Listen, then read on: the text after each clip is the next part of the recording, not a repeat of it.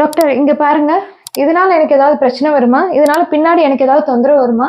ரீசெண்டா மக்கள் இந்த 4 விஷயத்துக்கு பயந்துட்டு அடிக்கடி கன்சல்டேஷனுக்கு வர்றாங்க. கவலைப்பட வேண்டாத 4 விஷயத்த பத்தியும், கவலைப்பட வேண்டிய 4 விஷயத்த பத்தியும் இந்த வீடியோல பார்க்கலாம். First varicose veining. அது சின்னதா அங்கங்க நரம்பு புடைச்ச மாதிரி இருக்குன்னா கவலைப்படவே வேண்டாம். இது நிறைய பேருக்கு இப்படிலாம் இருக்கு, ரொம்ப நார்மலுங்க. ரொம்ப புடைப்பு அதிகமா இருக்கு, நிறைய இடத்துல இருக்கு, எனக்கு வலி இருக்குன்னா மட்டும் அதுக்கு ட்ரீட்மெண்ட் பார்த்தா போதுங்க.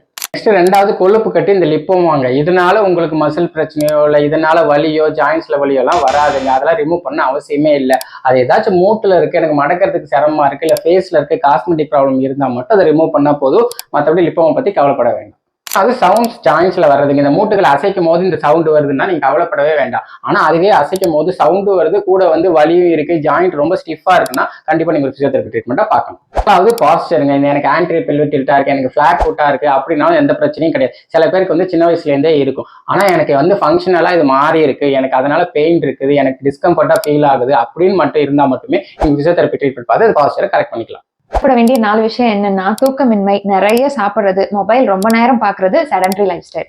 இந்த 4 விஷயத்தினாலதான் பாடியில இன்ஃபிளமேஷன் அதிகமாகும், ஸ்ட்ரெஸ் அதிகமாகும், பிசிக்கலி மென்டலி நீங்க ரொம்ப வீக் ஆவீங்க.